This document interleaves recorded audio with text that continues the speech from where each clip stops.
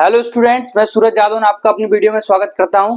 तो आज हम क्लास 12 के चैप्टर 7 के अल्टरनेटिंग करंट के टॉपिक एलसीआर सर्किट को लेकर के आए हैं, जो कि बहुत ही इंपॉर्टेंट डेरिवेशन है, जो कि पेपरों में आ सकती है। और हाँ, अगर वीडियो पसंद आया करे तो उसको लाइक भी करो, शेयर भी करो और सब्सक्राइब भी करो, ठीक है। अपने दोस्तों में भेज दिया करो। तो हमारे पास में क्या है, एलसीआर सर्किट है। अब एलसीआर सर्किट में क्या होता है, एक इंडक्टिव कॉइल होती है, कैपेसिटर होता है और रेजिस्टेंस आर होता है। इन तीनों को हम लोग किस कॉम्बिनेशन में रख देते हैं, सीरीज कॉम्बिनेशन में रख देते हैं। और हमने कहा भी आपके पास में कोई अल्टरनेटिंग वोल्टेज था, तो VL, VC और VR इनके किनारों पर क्या हो गया, वोल्टेज हो गया। जैसा कि तुम जानते हो, जब हम सिंगल कंपोनेंट ऐड करते थे तो उस केस में पोटेंशियल लीड करता था, जब इंडक्टिव कॉइल वाले में होता था, और करंट क्या करता था, लैग करता था। कैपेसिटर वाले केस में करंट क्या करता था, तुम्हारे पास में लीड करता था, और पोटेंशियल तुम्हारे पास में क्या करता था, लैग करता था। और इसमें I और R कैसे रहते थे, सेम फेज में रहते थे। तो यहाँ से जो पोटेंशियल आएगा वो इनके किनारों पर कैसा होगा, डिफरेंट डिफरेंट हो सकता है। ओके, तो चलो हम सबसे पहले ये फाइंड करते हैं कि इनके पोटेंशियल क्या क्या होंगे। तो सब लोगों ने पढ़ रखा था कि potential difference across the ends of inductive coil. इस इंडक्टिव कॉइल पर क्या आपके पास में पोटेंशियल होगा। तो जैसा कि तुम लोग जानते हो, हम लोगों ने क्या पढ़ा था, इसके लिए टोटल इफेक्टिव रेजिस्टेंस पढ़ा था, जो सिंगल कंपोनेंट के लिए किया था। तो यहाँ से इफेक्टिव रिएक्टेंस आपके पास में क्या आया था, XL बराबर ओमेगा L आया था, और जो कि आपके पास में एक तरीके से रेजिस्टेंस का कार्य कर रहा था। और ये आपके पास में क्या आया था, XC बराबर 1/ओमेगा C। तो जैसा कि तुम जानते हो, पोटेंशियल डिफरेंस का फॉर्मूला क्या होता है, V बराबर RI। तो रेजिस्टेंस तो यहाँ पर ये होगा, करंट जो फ्लो हो रहा होगा। तो हमने कहा VL बराबर यहाँ से आपके पास में क्या हो जाएगा, I इंटू XL, यानी ये जो टोटल इफेक्टिव रेजिस्टेंस है वो, तो I into omega L। Equation number 1 दे दीजिए इसे। इसी तरीके से पोटेंशियल डिफरेंस आपके पास में अक्रॉस द एंड्स ऑफ क्या, कैपेसिटर या कंडेंसर, वो क्या होगा, VC बराबर I इंटू XC, और XC बराबर क्या होता है, 1/ओमेगा C। तो I इंटू 1/ओमेगा C ये निकाल लिया। उसी तरीके से potential difference across the ends of resistance, वहां क्या होगा, वहां तो सीधा सेम फेज में रहते हैं दोनों। तो VR बराबर क्या होगा आपके पास में, I इंटू R हो जाएगा। ये क्वेश्चन नंबर 2 हो जाएगी और ये क्वेश्चन नंबर 3 हो जाएगी। तो ये इनके किनारों पर क्या हो गया, पोटेंशियल डिफरेंस हो गया। अब सबसे जो इंपॉर्टेंट बात आती है वो आती है कि इसका फेजर डायग्राम। इसका फेजर डायग्राम ही तुम्हारे पास में क्या होता है, इंपॉर्टेंट होता है, उसी से पूरी डेरिवेशन सॉल्व होती है। तो चलो देखो, हम जानते हैं कि VR जो यहाँ पर है, वहां पर V और I दोनों कैसे होते हैं, सेम फेज में होते हैं। जबकि VC में, यानी जो कैपेसिटर होता है, वहां पर करंट लीड करता है, वो पोटेंशियल तुम्हारे पास में क्या करता है, लैग करता है। और L वाले केस में पोटेंशियल लीड करता है, तो तुम्हारे पास में करंट लैग करता है। तो देखो, हमने कहा कि अगर मैं इस बात को करंट मान लूं, ये आपके पास में क्या होगा, करंट होगा। तो करंट होगा तो तुम देखोगे कि इस केस में अगर मैं यहाँ पर VL बना देता हूं, पोटेंशियल डिफरेंस से VL ले लेता हूं, तो इस केस में पोटेंशियल क्या करेगा, लीड करेगा π/2 से, π/2 फेज डिफरेंस से, ठीक है। अगर VC में क्या ले लेता हूं, इस तरफ ले लेता हूं, तो तुम देखोगे कि ये करंट से क्या करेगा, लैग करेगा। ये पोटेंशियल ये वाला इस करंट से क्या करेगा, लैग करेगा। तो हमें इन तीनों VL, VC और VR को इस तरीके से सिस्टम में लाना पड़ेगा कि तुम्हारे पास में रिजल्टेंट पोटेंशियल डिफरेंस पता चल जाए। तो हमने कहा अगर यहाँ पर हम VR को ले लेते हैं, ओके, क्योंकि V और I कैसे होंगे, सेम फेज में होंगे। तो सबसे पहले हम इन दोनों का क्या निकाल लेते हैं, रिजल्टेंट पोटेंशियल डिफरेंस निकाल लेते हैं। चूंकि इससे करंट क्या कर रहा है, लीड कर रहा है, और इससे क्या कर रहा है, लैग कर रहा है। ओके, तो हमने कहा अगर VL ग्रेटर देन क्या है, तुम्हारे पास में VC है, कि VL की वैल्यू कैसे तुम्हारे पास में VC है, तो पहले ये वाला ग्रेटर ले लेंगे, फिर ये वाला केस ले लेंगे। हम एक ही केस के साथ में सॉल्व कर लेंगे। तो तुम देखोगे कि इसका जो रिजल्टेंट पोटेंशियल डिफरेंस आएगा वो क्या आएगा, VL माइनस VC आएगा।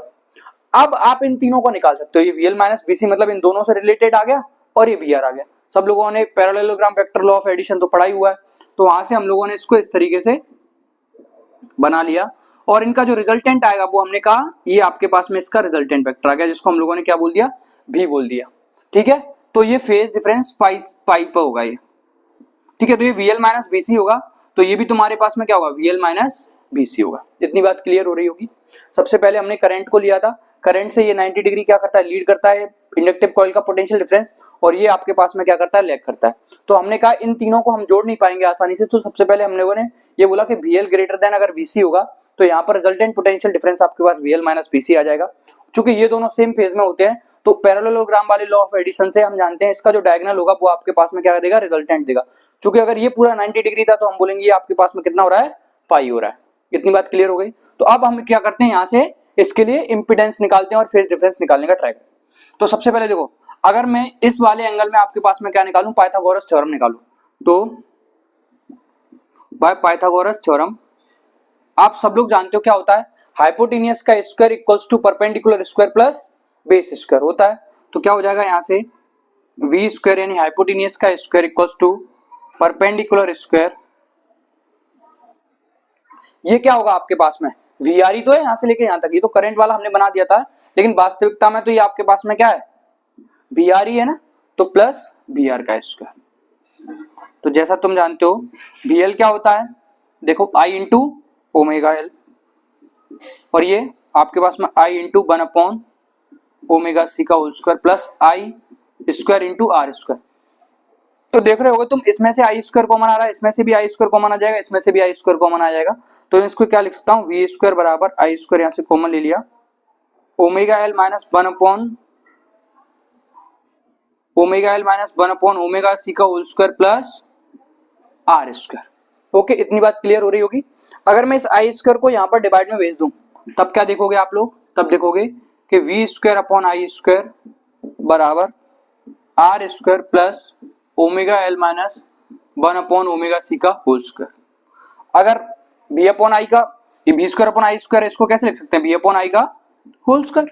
तो ये बी अपॉन आई का स्क्वायर रूट ले लेते हैं, तो बी अपॉन आई आ जाएगा यहाँ से, बी अपॉन आई आपके पास में under root R square plus omega L minus 1 omega C का होल स्क्वायर। ठीक है सर, सब बच्चों ने पढ़ रखा है v बराबर क्या होता है आपके पास में, आर आई होता है, आर बराबर क्या होगा, v अपॉन आई होगा।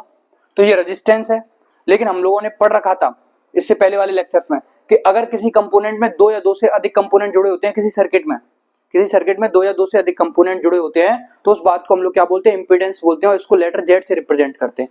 क्योंकि इसमें कितने हैं, 1 2 3, तो ये v अपॉन आई आपके पास में क्या हो जाएगा, जेड एल सी आर हो जाएगा। क्योंकि तीनों कंपोनेंट के कारण ही तो ये टोटल इफेक्टिव रेजिस्टेंस आया है, जो कि आपके पास में क्या हो जाएगा, R square plus omega L minus 1 omega C का होल स्क्वायर। इतनी बात सबको क्लियर हो रही होगी। तो ये आपके पास में क्या आ गया, इंपीडेंस आ गया। पेपर में पूछता है इस इंपीडेंस के बारे में, तो जेड एल सी आर बराबर under root R square plus omega L minus 1 omega C का होल स्क्वायर। अब क्या निकालते हैं हम, अब ये फेज डिफरेंस निकालते हैं। एक केस के लिए बहुत है, दूसरे के लिए निकालोगे तो ऐसे बना दोगे रिजल्टेंट। ओके, तो फिर बीसी माइनस वीएल लिख दोगे। अब हम निकालते हैं फेज डिफरेंस तुम्हारे पास में। तो देखिए, तो हम जानते हैं कि 10 पाई अगर आप लोग निकालोगे फेज डिफरेंस के लिए, तो 10 पाई बराबर आप जानते हो वीएल माइनस बीसी, यानी परपेंडिकुलर अपॉन क्या होता है, बेस होता है, base VL minus BC upon VR. तो I into omega L minus I into 1 omega C upon I into R. तो तुम देखोगे यहाँ से कि अगर मैं आई कॉमन ले लूंगा यहाँ पे, तो omega L minus 1 omega C upon I into R, इस आई से आई कैंसिल हो जाएगा। तो तुमने देखा 10 पाई बराबर आपके पास में क्या गया, omega L minus 1 omega C upon R. यानी मैं यहाँ से कह सकता हूँ कि जो फेज डिफरेंस आ रहा है आपके पास में, वो आपके पास में पाई बराबर 10 inverse omega L minus 1 omega C upon R आ जाएगा। ये आपके पास में क्या निकल करके आ जाएगा सर, ये आपके पास में फेज डिफरेंस निकल करके आ जाएगा। तो सबसे इंपॉर्टेंट बात क्या है, सबसे इंपॉर्टेंट बात इसमें आपके पास में ये फेजर डायग्राम है, फेजर डायग्राम। और इस डायग्राम की सहायता से आप उसके पोटेंशियल निकाल लोगे। जैसे ये फेजर डायग्राम आपके बारे में पता चली गया है, उससे आप लोग इंपीडेंस निकाल लोगे, और 10 पाई बराबर VL minus BC upon VR करके आप लोग इसका फेज डिफरेंस निकाल लोगे। ठीक है, इतनी बात सबको समझ में आ चुकी होगी। तो हाँ, ये डेरिवेशन बहुत ज्यादा इंपॉर्टेंट है, पेपरों में आ सकती है। ओके, और अगर आपको वीडियो अच्छी लगे तो लाइक करना, शेयर करना और सब्सक्राइब करना। Thank you students.